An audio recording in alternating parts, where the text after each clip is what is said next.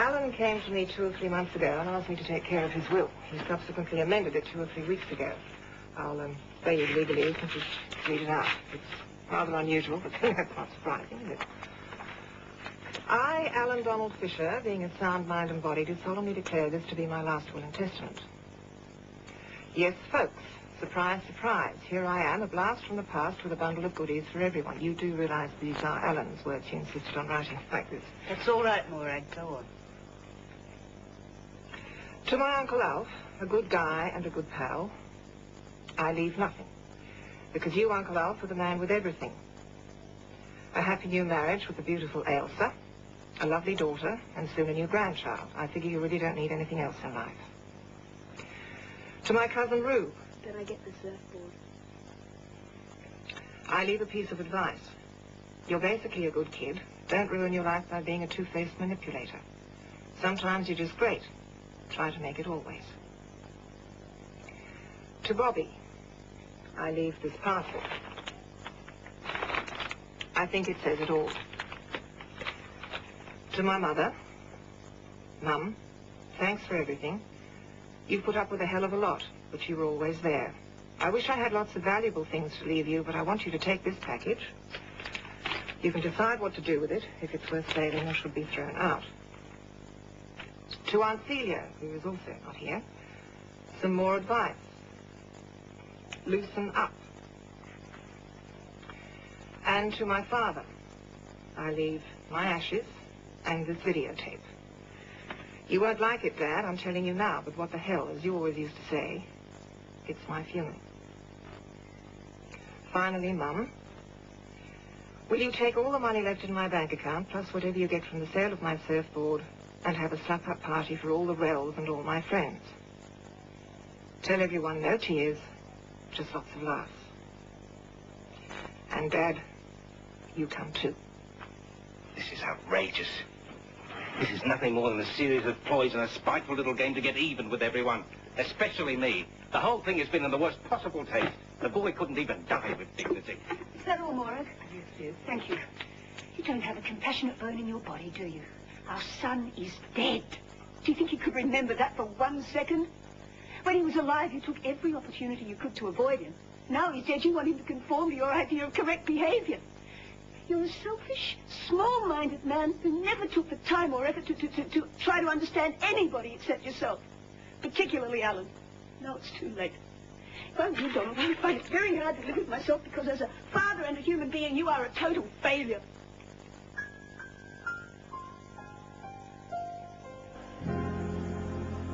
Okay. This is the only thing I've ever asked of you. And it's my last wish. So it'd be pretty unreasonable if you didn't do it, right? Good. Got my answers there? Okay, listen carefully. You're really going to hate this. I want you to go down to the beach and arrange for one of the surfers to take my ashes and scatter them while riding down the face of a wave. Sacrilegious? No, I don't think so. If I can't be part of life, then I want to be part of the water, part of the surf. And I want you to arrange it for me. Well, that's it, Dad. That's all I have to say. See you upstairs, baby.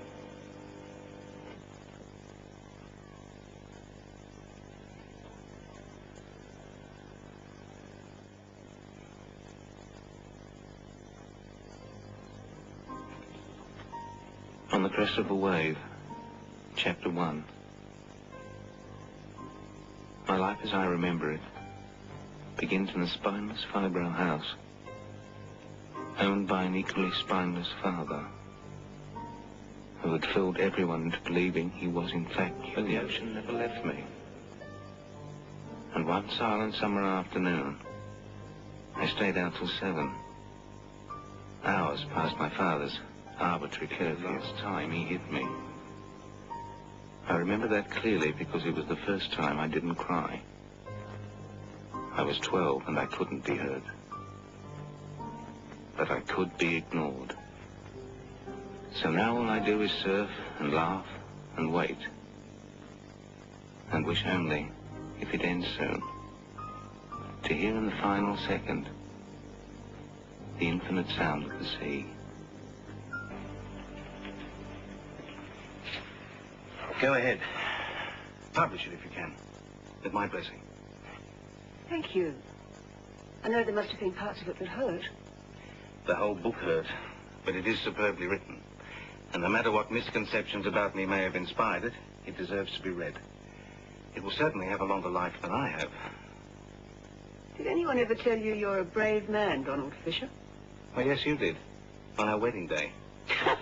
That's right. From marrying into the Stewart clan. There's been too much fighting in our family, hasn't there? Perhaps Alan's given me a way to end it.